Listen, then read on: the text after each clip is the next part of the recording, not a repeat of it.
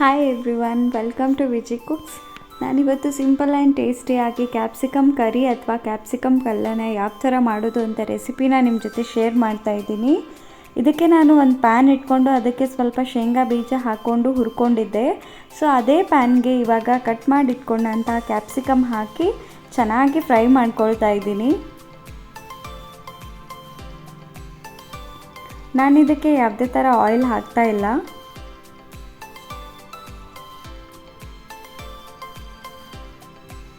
So oil ಹಾಕ್ದಂಗೆ ಚೆನ್ನಾಗಿ fry ಮಾಡಿಕೊಂಡೆ. So ಇವಾಗ ಒಂದು ಮಿಕ್ಸಿ ಜಾರ್ಗೆ ಸ್ವಲ್ಪ ಒಣ ಕೊಬ್ಬರಿ, ಹುರ್ಕೊಂಡಂಥ ಶೇಂಗಾ ಬೀಜ ಆ್ಯಂಡ್ ಒಂದು ಸ್ವಲ್ಪ ಕೊತ್ತಂಬರಿ ಹಾಕ್ಕೊಂಡು ತರಿಯಾಗಿ ರುಬ್ಕೋಬೇಕು. ನೀರು ಹಾಕ್ಕೊಳ್ಬಾರ್ದು. ಸೊ ನೋಡಿ ಈ ಥರ ಕಾಣಿಸುತ್ತೆ.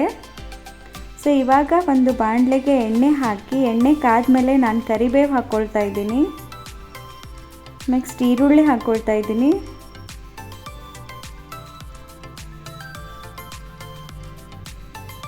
ಸೊ ನೆಕ್ಸ್ಟ್ ಒಂದು ಅರ್ಧ ಟೊಮೆಟೊ ಹಾಕ್ಕೊಳ್ತಾ ಇದ್ದೀನಿ. ಸೊ ಆನಿಯನ್ ಆ್ಯಂಡ್ ಟೊಮೆಟೊ ಎಲ್ಲನೂ ಆಯಿಲಲ್ಲಿ ಚೆನ್ನಾಗಿ ಫ್ರೈ ಆಗಿ ಮೆತ್ತಗಾದಮೇಲೆ ನಾನಿಲ್ಲಿ ಒಂದು ಅರ್ಧ ಟೇಬಲ್ ಸ್ಪೂನಷ್ಟು ಗರಂ ಮಸಾಲ, 1 ಟೇಬಲ್ ಸ್ಪೂನಷ್ಟು ಖಾರದ ಪುಡಿ, 1 ಟೇಬಲ್ ಸ್ಪೂನಷ್ಟು ಸಾಲ್ಟ್ ಆ್ಯಂಡ್ ಒಂದು ಸ್ವಲ್ಪ ಅರಿಶಿನ ಪುಡಿ ಹಾಕ್ಕೊಂಡು ಎಲ್ಲನೂ ಚೆನ್ನಾಗಿ ಆಯಿಲಲ್ಲಿ ಫ್ರೈ ಆಗೋವರೆಗೂ ಮಿಕ್ಸ್ ಮಾಡ್ಕೊಳ್ತಾ ಇದ್ದೀನಿ.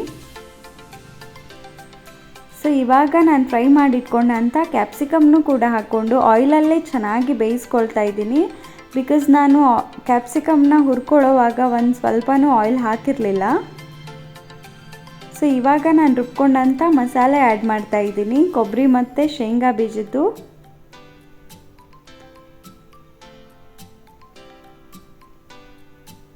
ಸೊ ಕೊನೆಗೆ 1 ಸ್ಪೂನ್ ಆಗುವಷ್ಟು ಗುರೆಳ್ಳು ಪುಡಿ ಅಥವಾ ಹುಚ್ಚೆಳ್ಳು ಪುಡಿ ಆ್ಯಡ್ ಮಾಡಿಕೊಂಡು ಚೆನ್ನಾಗಿ ಫ್ರೈ ಮಾಡಿಕೊಂಡು ನಮಗೆ ಎಷ್ಟು ನೀರು ಬೇಕೋ ಅಷ್ಟು ನೀರು ಹಾಕ್ಕೊಂಡು ಒಂದು 2 ನಿಮಿಷ ಚೆನ್ನಾಗಿ ಮಿಕ್ಸ್ ಮಾಡ್ಕೋಬೇಕು.